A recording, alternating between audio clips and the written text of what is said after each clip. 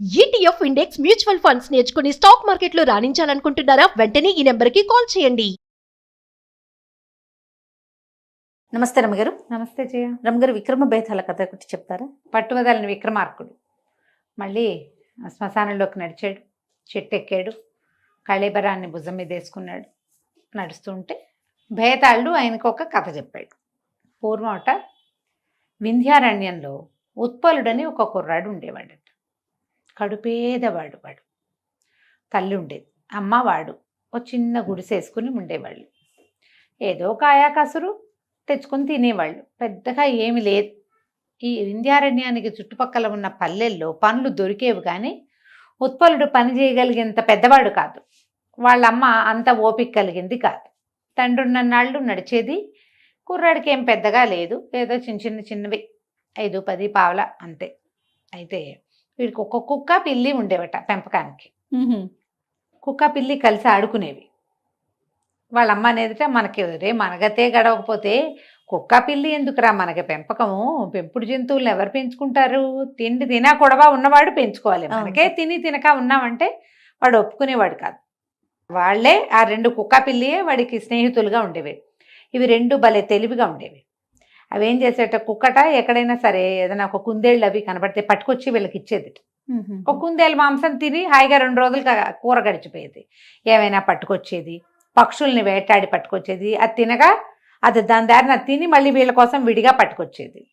తర్వాత వీళ్ళు ఏవో దుంపలు అవి ఇవి తవ్వుకుని తెచ్చుకునేవాళ్ళు. ఎక్కడైనా చిలకడ దుంపలు దొరికినాయి అనుకో, ఆ చుట్టూ అంతా దుంప ఉంటుంది, పెండలం దొరుకుతుంది, కంద దొరుకుతుంది. ఆ దుంపలు దొరికినప్పుడు వీళ్ళ ఇంట్లోకి ఎలుకలు వస్తే వాటిని రానివ్వకుండా ఈ పిల్లి కాపలా కాసేది. దుంపలు అవి పాడు కాకుండా ఉంచేదన్నమాట. కుక్క పిల్లి సహాయం చేస్తూనే ఉండేవి. వీడికి కుక్కతోటి పిల్లితోటి మామూలుగా మాట్లాడటం అలవాటు ఉత్పలుడికి. మనం కుక్కలతో మాట్లాడే వాళ్ళని ఇప్పుడు చూస్తున్నాం కదా. ఇదివరకటి కాలంలో అంతలా ఉండేవి కాదు. ఇప్పుడైతే అమ్మని, నాన్నని, అన్నయ్యని, పిన్నని చెప్పుకుంటున్నారు. అప్పుడు కొంచెం తక్కువ ఉండేది. కానీ ఈ ఉత్పలుడు చాలా క్యాజువల్గా మనుషులతో మాట్లాడినట్టే కుక్కతోటి పిల్లితోటి మాట్లాడేవాడు. వాటికి అర్థమైపోయినట్టే ఉంటూ ఉండేది. అయితే ఒకనాడు ఈ కుక్క పిల్లిని ఇంటి దగ్గర వదిలిపెట్టి ఇతను ఏదో పక్క పల్లెకి పని కోసం వెళ్ళాడు. వాళ్ళు ధాన్యం దులిపారని అక్కడికి వెళ్తే ఏవో కొన్ని తిండి గింజలు దొరుకుతాయని భావించి వాళ్ళ అమ్మ వెళ్ళమంది. వెళ్ళేసరికల్లా ఏమైంది, ఒక పెద్ద మైదానం ఉందట అక్కడ. వెళ్ళే దారిలో ఆ మైదానంలో అందరూ గడ్డి కోస్తున్నారు. వీళ్ళు ఏం చేస్తారు, ఈ గడ్డంతా కోసేసి తవ్వి కొన్ని గింజలు వేసుకుంటారు ఉమ్మడి మీద. అంతా తవ్వారు, అంతా కోస్తున్నారు. ఓ పక్కన మధ్యలో, అంటే మైదానపు మధ్యలో అంత మేర వదిలిపెట్టేశారు, ఒక పెద్ద రౌండ్. అతనికి అర్థం కాల, ఎందుకు అక్కడ వదిలిపెట్టారు ఏమిటి, అది ఎందుకు అట్టా వదిలిపెట్టారు, ఇదంతా తవ్వే చుట్టూతో అదంతా చేసేసి మధ్యగుండ్రాన్ని వదిలిపెట్టారు. వదిలిపెట్టేసరికల్లా ఈ రైతుల్లో ఒకడు ఏం చెప్పాడంటే, అందులో పాము చేరింది బాబు, పాము ఉంది, మరి భయపడి అది బుసకొడుతోందని భయపడి మేము దాన్ని చేయలేదు, ఇంకో పూట చూసి అప్పుడు కోస్తాం. గడ్డి కోస్తే గడ్డికి ఇట్లా అడుగును పట్టుకోవాలి కదా, గడ్డికో ఇటువంటి ఇట్లా గొయ్యరుగా అడుగున అడుగును పట్టుకుంటారు, పట్టుకుని నేలకు సమాంతరంగా కోయాలి. కోస్తే అప్పుడు గడ్డి చేతిలోకి వస్తుంది, అది భూమి మీద ఇంతంతే మిగులుతాయి, తవ్వేస్తారు వాటిని. ఇది అట్లా అవల. ఈ పాము ఉండేసరికి భయపడ్డారు. ఈ అబ్బాయి పాము వీడికి ఏంటంటే మొదటి నుంచి అడవిలో తిరగటాలు వాటి వల్ల భయం లేదు. పైగా వాడి దగ్గర ఉన్న కుక్క ఇంత భయంకరమైన కుక్క, ఇంత ఎత్తుది. పిల్లి కూడా చిరతపుల్లాగా కనపడుతుంది. వాటితో తిరిగి నోట్లో చేతులు పెట్టి అలా చేస్తుండేసరికి వీడికి భయం లేదు. వీడు వెళ్ళి ఆ గడ్డి దగ్గర నిలబడి, పాము బయటికి రా, నీకేం భయం లేదు, వీళ్ళు నిన్నేం చేయరు, మా ఇంటికి తీసుకెళ్తా, మా ఇంట్లో కుక్క పిల్లి ఉన్నాయి, వాళ్ళతో ఆడుకుందు కానీ దా దా దా అన్నాడు. అనేసరికి ఆ పాము చరచరా బయటకు వచ్చేసింది. తెల్లగా మెరిసిపోతున్న అందమైన సర్పం అది, ఎంత బాగుందో. వచ్చి దగ్గర నుంచి సరికా వీడేం చేశాడు, చటుక్కని వంగి దాన్ని చేత్తో తీసి మెడలో వేసుకున్నాడు. కామ్గా ఉంది పాము, దానికి ఆహారం లేదు పాపం, మెత్తగా ఉంది. పొలాల్లో ఈ రైతులంతా ఆశ్చర్యపోయారు. వీడు జంతువులతో మాట్లాడతాడు, మనలాగా ఊళ్ళల్లో ఉండేవాడు కాదు, వీడు అడవిలో ఉండేవాడు, పోనీమని ఊరుకున్నారు, వాళ్ళు గడ్డి కోసుకున్నారు. ఈ పామును వెంబడి పెట్టుకుని ఇంటికి తీసుకొచ్చాడు. పాము మంచి చురుగ్గా ఉంది, యాక్టివ్గా ఉంది. తీసుకొచ్చేసరికల్లా వాళ్ళ అమ్మ ఆశ్చర్యపోయింది. ఏమిట్రా, కుక్క పిల్లియే ఎక్కువైతే పావును ఒకదాన్ని తెచ్చావు నువ్వు, దీనికేం పెడతామంటే, పోనీలేమ్మా, ఏ పక్షినో తిని బతుకుతుంది పాపం, వాళ్ళు గడ్డికి వస్తున్నామని ఆగారు. 2 రోజులు పోతే కొట్టేస్తారు. పాపం దీనికి తిండి లేదు తిప్పలేదు. మనుషులు తిరుగుతుండేసరికి బయటకు వెళ్ళటానికి దానికి కుదరలే. ఆ పాముని ఇంట్లో వదిలిపెట్టాడు. ఆ పాము అటు ఇటు తిరిగింది. అక్కడి నుంచి ఏదో కోడి పిల్లలు అవి కనపడితే తిన్నది. ప్రశాంతంగా ఉంది. కానీ మొదటి రోజున బుసలు కొడుతూ కదులుతూ ఉన్నది. మెల్లిగా మందకొడిగా అయిపోయింది. అంతకుముందు మొదటి 4-5 రోజులు బాగా ఆడింది కుక్కతోటి పిల్లితోటి. ఆట అవి తగ్గిపోయినాయి. దిగాలుగా ఉన్నట్టు కనపడేది. ఇతను పాముతో మాట్లాడేవాడు ఆ ఉత్పలుడు. ఒక పూట అడిగాడు, ఎందుకు ఇంత దిగులుగా ఉన్నావు, మందకొడిగా ఉన్నావేంటి? మొదట వచ్చినప్పుడు ఉత్సాహంగా ఆడుకున్నావు, ఆహారం తిన్నావు, ప్రాణభయం పోయేసరికి నీకు ఇంకా ఉత్సాహం పెరగాలి కదా, ఇట్లా ఎందుకున్నావు అంటే, పాము మాట్లాడుతుంది అనుకోలే వీడు. కుక్క పిల్లితోటి వీడు మాట్లాడితే అదేమంటుంది, బౌ బౌ మియావ్ మియావ్ అంటాయి. పాము కూడా బుస్సు బుస్సు అంటుంది అనుకున్నాడు. కానీ ఆ పాము మానవ స్వరంతో మాట్లాడింది. నాకు ఇంటికి వెళ్ళిపోవాలనుంది, మా నాన్నని చూడాలనుంది, నాకు ఏం చేయను, ఇక్కడి నుంచి ఎలా వెళ్ళాలో తెలీదు, ఆ దారి చాలా భయంకరమైంది అనగానే ఆశ్చర్యపోయాడు ఉత్పలుడు. మీ ఇల్లు నీకు తెలుసా అన్నాడు. నాకు తెలుసు, నేను ఒక సర్పరాజు కుమారుణ్ణి, మా నాన్న చాలా గొప్పవాడు, మా జాతి నాగులకి రాజు, నేను యువరాజుని, మా నాన్న నెత్తి మీద ఉన్న మణి ఏ కోరికనైనా తీరుస్తుంది, అంత అద్భుతమైన మణి ఇంకా ఏ సర్పం దగ్గర లేదు, అలాంటి మణి కలిగిన వాడు. మేము గరుత్మంతుడికి కనపడకుండా తిరిగేవాళ్ళం. కొంతమంది స్నేహితులతో కలిసి నేను భూవిహారానికి వచ్చాను, మా నాన్న వద్దన్నా వచ్చా, నాది పొరపాటు. వచ్చేసరికల్లా గరుత్మంతుడు మమ్మల్ని చూసి మా మీదకి వాలేడు. అందరూ పారిపోయారు ఎవరి దారిని వాళ్ళు. నేను దొరికిపోయాను. నేను గిలగిల్లాడుతూ ఉంటే గరుత్మంతుడి కాలు నుంచి జారి గడ్డిలో పడ్డా. అందుకని నేను ఇక్కడ గడ్డిలో ఉన్నాను. ఆయన వెళ్ళిపోయాడు, నేను కనపడక. ఆయన అవతలకి వెళ్ళిపోయాడు, నేను ఇక్కడ ఉండిపోయాను. నన్ను ఎక్కడి నుంచో తీసుకొచ్చాడు ఇక్కడికి. ఆ దారి వేరే దారి, నేను వెళ్ళలేను అక్కడికి. అందుకని దుఃఖంగా ఉంది. మా తండ్రిని ఇంకా చూడలేక అయిపోతానేమో, నేను ఇలాగే మనుషుల మధ్య ఉండిపోతానని నాకు దుఃఖంగా ఉందంటే, ఇతను అన్నాడు ఉత్పలుడు, దాని దేవుంది, నేను తీసుకెళ్తాను, నేను ఎంత కష్టమైన దారైనా పర్వాలేదు, నీకు దారి తెలిస్తే చాలు, నేను తీసుకెళ్తాను నిన్నని ఒక మెడ మీద ఒక కండువా వేసుకుని, కండువా చాటున ఆ పామును వేళ్లాడేసుకుని బయలుదేరి వెళ్ళాడు. కుక్క పిల్లని ఇంటి దగ్గర వదిలిపెట్టేశాడు. వాళ్ళ అమ్మకి చెప్పాడు, వీడిని అక్కడ దింపేసి వస్తా ఈ సర్పాన్ని అని చెప్పి.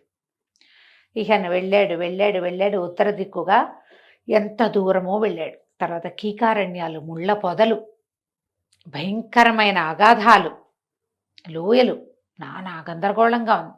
అలా వెళ్ళగా ఎప్పటికో ఆ నాగభూములు చేరారు వీళ్ళు. ఎన్నో పాములు కనపడ్డాయట. వాళ్ళెవరు ఏమీ చేయలే. వాళ్ళందరితోటి ఈ సర్పం కుర్రాడు, కుర్ర సర్పం ఉందిగా మెళ్ళో, అది మాట్లాడేది. క్రమంగా ఆ నాగరాజు యొక్క భవనంలోకి తీసుకుపోయాడు తండ్రి దగ్గరికి.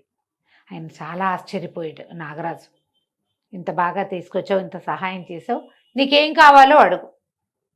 ఈయన నెత్తి మీద ఒక మణి ఉంది, అది తీర్చలేని కోరిక లేదని చెప్పాడు కుర్రాడు. కబుర్లు చెప్పుకున్నారు ఈ దారంతా. ఆ మణిని ఏ కోరికనైనా తీరుస్తుంది అది. మీ నెత్తి మీద ఉన్న మణి ఇవ్వండి అని అడిగాడు ఉత్పలుడు. నాగరాజు ఒక క్షణం ఆలోచించి, సరే నీకు ఎప్పుడైతే దాని అవసరం లేదనిపిస్తుందో అప్పుడు నా మణి నాకు తిరిగి ఇచ్చేసేయి, నువ్వు నీకేం కావాలన్నా చేసి పెడుతుంది, ఎక్కడికి కావాలంటే అక్కడికి తీసుకెళ్తుంది, నువ్వు ఏది అడిగితే అది చేసి పెడుతుంది అని చెప్పి మణిని చేతిలో పెట్టాడు. ఇంకేముంది, మణి దొరికింది.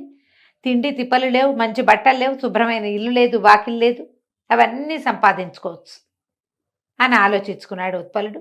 ఇంటికి వెళ్ళిపోవాలని కోరుకున్నాడు. ఇంటికి వచ్చేసాడు. ఇంటికి వచ్చాక వాళ్ళ అమ్మకి చెప్పాడు, మన దగ్గర ఒక మణి ఉంది, మనకి ఏవి కావాలంటే అవి వస్తాయని. చీనాంబరాలు కోరుకున్నాడు, పంచభక్ష పరమాన్నాలు కోరుకున్నాడు, ఇల్లు కోరుకున్నాడు, వాకిలు కోరుకున్నాడు. ఇల్లు వచ్చింది, వాకిలు వచ్చింది, బట్టలు వచ్చాయి, నగలు వచ్చాయి, తిండి వచ్చింది. 2 రోజులు గడిచేసరికి బోర్ కొట్టింది. ఏదో అసంతృప్తిగా ఉంది, సంతృప్తిగా లేదు. సరే రాజుగారి దగ్గరికి, ఇక్కడ ఈ ఊళ్ళల్లో ఉంటే ఏముంది, ఊళ్ళో వాళ్ళందరూ ఆశ్చర్యపోయారు. వీడికి ఇల్లు వాకిలు ఎలా వచ్చినాయి, ఆటవికుడు వీడు, అడవిలో తిరిగే పిల్లవాడు, అనాగరికుడు, చదువా సంధ్యా వాడికి. ఆశ్చర్యపోయే వాళ్ళందరూ. సరే తల్లిని బాగా చూసుకునేవాడు. కానీ ఎవరు 2 రోజులు గడిచే కొంతకి రాజుగారి దగ్గర ఉంటే తనకి ఇంకా ప్రతిభకి గొప్ప ఇది వస్తుందని అనుకున్నాడు, ఇంకా గ్రాండ్గా ఉంటుంది లైఫ్ అని చెప్పి రాజుగారి దగ్గరికి వెళ్ళాడు. ఇంత గ్రాండ్గా అద్భుతమైన బట్టలు అవి వేసుకుని వచ్చిన ఈ కుర్రాన్ని చూసేసరికి రాజు బాగా ఆదరించాడు. వీడెవడో చాలా ఆస్తిపరుడని రాజుగారి దగ్గర ఆతిథ్యం ఇచ్చారు. కానీ ఆ రాజుగారి చుట్టూతా ఉన్నటువంటి వాళ్ళు రాజకుమార్తె వీడొట్టి ఆటవికుడని కనిపెట్టారు. రాజు కేవలం వీడి సంపదను చూశాడు. వీడు ఎక్కొచ్చిన గుర్రాల బండి, వాడు వేసుకున్న నగలు, వాడి దగ్గరున్న కత్తి కటారు, వాడి పటాటోపమే కానీ వాడి మాటల్లో ఉన్న యాస వెగటు ఆయన గమనించలే. కనిపించలే. కానీ రాజకుమార్తె ఏంటి బయతులో ఉన్నాడు వీడి మాట తీరు అని ఆ అమ్మాయి సభికులందరికీ తెలిసింది. వీడు నాగరికత తెలిసిన వాడు కాదు అని. రాజుగారు అదేం పట్టించుకోవాలి. 4-5 రోజులు ఉంచుకున్నారు తమ దగ్గరే. అయితే ఇతనికి ఏమనిపించింది, పెద్దవాడిని అయిపోయాను, నేను పెళ్లి చేసుకోవాలి, ఈ రాజకుమార్తెను చేసుకుంటే పోతుంది, గ్రాండ్గా ఉంటుంది లైఫ్ అని రాజకుమార్తె రాజుగారిని మొహం మీదే అడిగాడు, మీ అమ్మాయిని నాకు ఇచ్చి పెళ్లి చేయండి అని. వాడికి తెలీదు, వాడు పాముదా అని పామును పిలిచినట్టే రాజు మీ అమ్మాయిని ఇచ్చి పెళ్లి చేయి అంటున్నాడు. రాజుగారికి ఇలాగ మొహం మీదే కొట్టినట్టు అడగటం అది ఆయనకి అరగల. సరే ఏమనుకున్నాడు, వీడు చెయ్యలేని పని ఏదైనా చెప్దామని మన ఊరికి నగరానికి ఉత్తరంగా ఒక పెద్ద ఊబి ఉంది, చాలా పెద్ద ఊబి ఉన్న గుంట, అందులో ఒక కొండ ఉంది, ఊబి కొండ అంటారు దాన్ని. ఆ కొండని పైకి లేవదీసి దాని మీద ఒక చలవరాతి మందిరం కట్టి ఈ కిందున్న ఊబంతా పూడ్చి దాన్ని అద్భుతమైన నివేశన స్థలంగా తయారు చేస్తే మా అమ్మాయిని నువ్వు చేసుకోవచ్చు, ఆ పని చేసిన వాడికి పిల్లనివ్వదలుచుకున్నాను అన్నాడు. మనవాడు ఈ ఉత్పలుడు అంతేగా అన్నాడు. సాయంత్రానికల్లా మణి ప్రభావంతో కొండని ఊబిలోంచి పైకి లేవదీశాడు, కొండ మీద చలువురాతి మందిరం కట్టాడు, కొండ కిందన్న ఊబెంతా మట్టిపోసి శుభ్రంగా చదువు చేసేసి మొక్కామూడు పెట్టించేశాడు. తెల్లారేసరికి తయారైంది. 3వ రోజున రాజుగారి దగ్గరికి వచ్చి అమ్మాయినిచ్చి పెళ్లి చేయండి అన్నాడు. ఈయన నేను చెప్పిన మాట ఏం చేశానంటే పదండి మీకు చూపిస్తానని జనం అందరినీ తీసుకుపోయాడు. అక్కడికి చూస్తే నిర్కాంతపోయారు. ఏమిటది అంత పెద్ద ఊబి నేల, దాదాపుగా 10-12 ఎకరాల ఊబి నేలగా ఉండేదాన్ని మొత్తం పైకి లేవదీశాడు. ఆ కొండ మీద బ్రహ్మాండమైన మందిరం కట్టించాడు. వీడి దగ్గర ఏవో పవర్స్ ఉన్నాయి తెలిసింది. వాడికి తన పవర్ దాచుకోవటం కూడా తెలియదు. సరే రాజకుమార్తె వివాహానికి ఒప్పుకున్నాక ఆ రోజు ఏమనేది, నీకు చదువు లేదు, సంధ్య లేదు, నీకు నాగరికత తెలీదు, నువ్వు మొద్దువి మూఢుడివి అనేది. అయితే ఈ అబ్బాయి ఏమనేవాడు, నా దగ్గర పవర్స్ ఉన్నాయి, నాకు శక్తి ఉంది, చదువు లేకపోతే ఏమైంది, శక్తి ఉంది నా దగ్గర అనేవాడు. కానీ ఏదో అసంతృప్తిగానే ఉండేది. అదే ఈ అమ్మాయిని తను సాటిస్ఫై చేయలేకపోతున్నాను అనిపించేది. తెలివైన మాటలు అవి ఏం లేవు వీడికి. భార్య కావాలి, పెళ్ళాం వచ్చింది అంతే. దాంతో ముద్దు ముచ్చటగా ఉండటం కూడా వీడికి ఏం తెలియదు, మొరటగానే ఉంటాడు. అయితే ఆ అమ్మాయి 4 సార్లు 5 సార్లు ఈ మాటలు వచ్చాక అమ్మాయి ఏమంది, ఏమిటి నీ దగ్గర ఉన్న పవర్ ఏమిటో చెప్పు నాకు అంటే, నా దగ్గర నాగమణి ఉందని చూపించాడు. ఆ అమ్మాయి ఎంతో ఆశ్చర్యపోయి, అబ్బా నీ దగ్గర ఎంత అద్భుతమైంది ఉంది, నువ్వెంత గొప్పవాడివి, నీలాంటి వాడివి నువ్వే, ఇక నుంచి నువ్వే నా ఆరాధ్య దైవానివని అంతకుముందు దగ్గర కూడా రానివ్వకుండా చీత్కారాలు చేసింది. ఆ రోజు చక్కగా భోజనం పెట్టి చక్కగా మంచి పాయసం అది తినిపించి హంసతూలికా తల్పం మీద పడుకోబెట్టి విసిరికర్ర పెట్టి విసిరి నిద్రపుచ్చేసింది. వీడికి మత్తు మందు కలిపేసింది అన్నంలో. ఓహో. అతను అట్లా జాగ్రత్తగా దాచిపెట్టుకునే నాగమణిని సంగ్రహించేసింది. ఆ మణి చేతిలోకి రాగానే ఆ మణికో దండం పెట్టి, ఈ దౌర్భాగ్యుడి పీడ విరగడైపోవాలి, ఈ నీ మహిమ వల్ల వీడికి ఏమేమి వచ్చినాయో అవన్నీ పోవాలి అని అనుకుంది. ఆ మణి ఎవరి దగ్గర ఉంటే మణి వాళ్ళ మాట వింటుంది. వెంటనే ఈ మొత్తం భవనం మాయమైపోయింది, ఊబినేలు వచ్చేసింది. ఈ అమ్మాయి పోయి రాజుగారింటో పడింది, వాడు పోయి తన వింధ్యారణ్యంలో ఉన్న గుడిసెలో పడ్డాడు. తెల్లవారేసరికి మెలకువసరికి ఏముంది, పూరు గుడిసెలో ఉన్నాడు. వాకిట్లో కుక్క పిల్లి తిరుగాడుతున్నాయి. ఆ గుడిసె చింకి జీర్ణం అయిపోయింది. అమ్మ అసలు లేనే లేదు. వీడు ఎన్నాళ్ళో అయింది రాజుగారి దగ్గరకు వచ్చి, అమ్మలేదు. ఏడ్చి మొత్తుకున్నాడు, తల్లి చచ్చిపోయిందని తెలిసిపోయింది వాడికి. నేను చిన్నతనం నుంచి నాతో పుట్టిన పిల్లలప్పటి నుంచి ఉన్న కుక్క పిల్లిని వదిలిపెట్టి ఈ నాగమణిని పట్టుకుని అక్కడెక్కడికో పోయాను. చివరికి మళ్ళీ నా ప్లేస్కి రాజకుమారిని నమ్మితే అదేమో నన్ను మోసం చేసింది. ఇక్కడికి వచ్చేసరికల్లా అమ్మే లేదని బాగా ఏడ్చి కుక్కకి పిల్లికి తన ఏడుపు మొత్తుకోళ్ళు అన్నీ చెప్పుకున్నాడు. కుక్క పిల్లి 2 బయలుదేరి వెళ్ళినాయి. ఇతను మాట్లాడే మాటలన్నీ వాటికి తెలుసు కదా. రాజభవనానికి వెళ్ళిపోయినాయి. అగట్ట మీద నుంచి దాటడానికి దారి ఉంది. రాజకోటకి ఇట్లా ద్వారం అగట్ట మీదకి పడతాయి కదా, మన సినిమాల్లో చూస్తున్నాం. అవునవును. దాని మీద నుంచి కుక్కని పిల్లని లోపలికి రానివ్వలా కాపలా వాళ్ళు తోలేశారు. తోలేస్తే ఇవి 2 కలిసి ఏం చేసినాయి, రెండో పక్క నుంచి వెళ్ళి అగట్టని ఈది కుక్క మీద పిల్లి కూర్చుందనమాట. కుక్క ఈతుంది, పిల్లికి ఈతలు రావు. అగట్ట ఈది మెల్లిగా రాజమందిరంలోకి వెళ్ళిపోయింది. వెళ్ళగా వెళ్ళగా వాటికి రాజకుమార్తె ఎక్కడుందో తెలిసింది. ఆ రాజకుమార్తె నాగమణినిట చేత్తో పుచ్చుకుని పడుకుంది. ఈ పిల్లి ఏం చేసింది, ఆ రాజకుమార్తె పక్కన నుంచి చెవి పక్కన ఇట్లా గీరింది. వాటి గోళ్ళు ఉంటాయి కదా. ఆవిడ ఉలిక్కిపడి చేత్తో ఇలా సర్దుకోవడానికి చేతిలో ఉన్న మణి వదిలిపెట్టేసింది. ఆ మణి వదిలిపెట్టిన మరుక్షణం కుక్క దాన్ని నోటగా చేసుకుంది. ఆ మణిని పుచ్చుకుని మళ్ళీ కుక్క పిల్లి ఆగర్తి ఎదుకుని వెనక్కి వచ్చి ఈ ఉత్పలుడి చేతిలో పెట్టేసరికి అతను ఆ మణిని చూసుకుని చాలా దుఃఖించి ఆ మణిని పుచ్చుకొని మళ్ళీ రాజుగారి దగ్గరికి వెళ్ళాడు. వెళ్ళి మళ్ళీ బీద వేషంలో వచ్చిన వాడిని చూసి రాజు ఆశ్చర్యపడి, ఇతను మళ్ళీ వజ్రాలు గిజ్రాలు కోరుకోవాలా, నగలు నాణ్యాలు కోరుకోవాలా, ఆ పేద వేషంతోటే ఉన్నాడు, ఆటవిక వేషంతో. రాజు దగ్గరికి వెళ్ళి, నేను మీ అల్లుడి రాజకుమార్తె ఇట్లా మోసం చేసింది నన్ను అనేసరికి ఆయన అన్నాడు, అయ్యో ఇంత పని జరిగిందా, మా అమ్మాయికి నేను శిక్షిస్తాను, నేను దాని లైన్లో పెడతాను. ఏం పెట్టద్దు, నేను అమ్మాయికి తగిన వాడిని కాను, నేను భర్తగా ఉంటాను కూడా పనికిరాను, నేను అసలు అమ్మాయి భర్తనని మర్చిపోండి, మీ దారిని మీ అమ్మాయికి వేరే పెళ్లి చేసుకోండి, నాతో జరిగిన పెళ్ళి అసలు మీరు పెళ్లిగానే భావించక్కర్లేదు, నేను వెళ్ళొస్తానని వెళ్ళిపోయాడు. అక్కడి నుంచి కుక్కని పిల్లిని వెంబడి పెట్టుకుని నడిచి అలా ఉత్తర భూముల వైపుకి నడిచి వెళ్ళిపోయాడు. వెళ్ళి వెళ్ళి వెళ్ళి వెళ్ళి నాగభూముల్లోకి ప్రవేశించాడు. ఎప్పుడైతే ఇతన్ని చూశారో, నాగులు ఇంతకుముందు వచ్చాడుగా రాజకుమారుణ్ణి తీసుకొచ్చాడు, వాళ్ళు ఎవరేమనలా, సరాసరి నాగరాజు దగ్గరికి వెళ్ళి ఇతని దగ్గర, పైగా ఇతని దగ్గర నాగమణి ఉంది కదా, ఎవరు ఏమనలా అతను.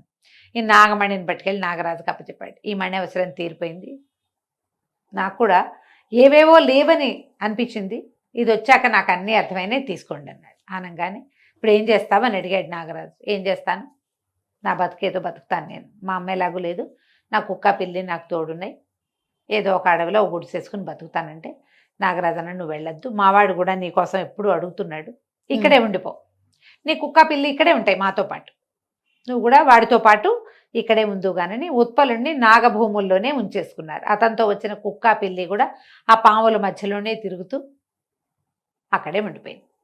ఈ కథని బేతాళుడు విక్రమార్కుడికి చెప్పాడు. ఆయన అడిగాడు బేతాళుడు, అన్నీ పోగొట్టుకుని పూరి గుడిసెకి చేరాడు ఉత్పలుడు, మణిపోయింది, మణి అతనికి కుక్క పిల్లి తెచ్చిపెట్టినాయి. అవును, మళ్ళీ మణి తెచ్చిపెట్టంగానే ఇతను ఏం చేసి ఉండొచ్చు, అంతకుముందులాగానే మంచి బట్టలు, ఇల్లు, వాకిలి, ఒక రథము అన్నీ కోరుకుని ఉండొచ్చు కదా. ఏవి కోరుకోకుండా కాలినడకన కుక్కని పిల్లిని వదలకుండా ఎందుకు వెళ్ళాడు అక్కడికి, ఎందుకు రాజకుమార్తెని ఇంకో పెళ్లి చేసుకోమని చెప్పాడు. తనకు కావాల్సినవన్నీ తీసుకున్నాక అప్పుడు ఇచ్చి ఉండొచ్చు కదా మణి, అంతే. మణి ఎందుకు ఇచ్చేశాడు, నీకేం అర్థమైందో చెప్పమన్నాడు. చెప్పమంటే అప్పుడు విక్రమార్కుడు చెప్పాడు అన్నమాట. ఇతను వస్తువులు సమకూర్చుకోగలడు కానీ సంతృప్తిని దాన్ని సమకూర్చుకోలేడు. అంతకుముందు అతను హాయిగా దొరికింది తింటూ సుఖంగా ఉన్నాడు. ఇతనికి ఇంత సంపద వచ్చినా సాటిస్ఫాక్షన్ రాలా, ఏదొచ్చినా చాలదు, సంపదలు వస్తుంటే ఇంకా రావాలి ఇంకా రావాలి ఇంకా రావాలి అనిపిస్తుంది. సంతృప్తి సంపదతోటి రాదు. సంతృప్తి అనే బ్రహ్మ పదార్థం ఎక్కడుంటుంది, వస్తువుల్లోనో సంపదల్లోనో సామాన్లలోనో భూమిలోనో ఉండదు, లోపల ఉంటుంది. నాకు ఇది చాలు అనే ఫీలింగ్, అవి బయట ఎట్లా వస్తాయి, అంతే. ఫీలింగ్స్ బయట ఉండవుగా, లోపల వస్తాయి. లోపల అతనికి ఎప్పుడు రాలా, అతనికి వస్తువులు వచ్చినాయి, ఇల్లు వచ్చింది, వాకిలు వచ్చింది, అన్నీ ఉన్నాయి, హాయిగా అమ్మతోటి ఉండొచ్చే, చాలక కదా రాజు దగ్గరికి వెళ్ళాడు. పోనీ రాజు ఇచ్చేది సరిపోక కదా రాజు కూతురుని అడిగాడు. అయినా అతనికి అతనేమి పొందలేకపోయాడు కదా. అడవిలో ఉన్న ఓ పిల్లని తీసుకుంటే బాగానే ఉండేది, అతను రాజకుమార్తెను కోరినా అతను సాటిస్ఫై కాలేదు. అప్పుడు తెలుసుకున్నాడు, ఈ నాగమణి వస్తే తనకి దొరికే వాటి వల్ల సాటిస్ఫాక్షన్ రాదని, సాటిస్ఫాక్షన్ తన లోపల ఉందని అర్థమయ్యాక ఇంకా ఈ వస్తుభ్రాంతి అంతా ఎందుకు, నగలెందుకు, నాణ్యాలు ఎందుకు, గుర్రాలు ఎందుకు, అవన్నీ ఉండటం వల్ల వచ్చేదేం లేదు, ఉంటాయి అంతే. ఉండటం వల్ల వచ్చేది ఏమిటి, సదుపాయం వస్తుంది, సంతోషం అదే కదా, అది రాదు కదా. అందుకని మణి ఇచ్చేసాడు. అతను అక్కడ హాయిగానే ఉన్నాడు వాళ్ళతో పాటు. ఎప్పటికీ అతని లాంటి వాళ్ళకి సంతృప్తిగా ఉండగలిగే వాడికి మణుల అవసరమే లేదు. ఆ కాస్త చేతికొచ్చాక ఇది ఎందుకు వచ్చిందిరా దేవుడా అనిపిస్తుంది. ఇతను కూడా అలాగే అనిపించింది అని చెప్పగానే విక్రమార్కుడు చెప్పేసరికి బేతాళుడికి సాటిస్ఫాక్షన్ వచ్చింది. కరెక్ట్, నువ్వు బాగా చెప్పావు, కానీ నువ్వు మౌనభంగం చేసావు కదా, నేను వెళ్ళిపోతున్నానని వెళ్ళిపోయాడు. మళ్ళీ రాజుగారు వెనక్కి తిరిగి నడవటం మొదలెట్టారు. కథ కంచికి మనం ఇంటికి. చాలా చాలా బాగుంది రమ్మగారు. నమస్తే. నమస్తే జయ.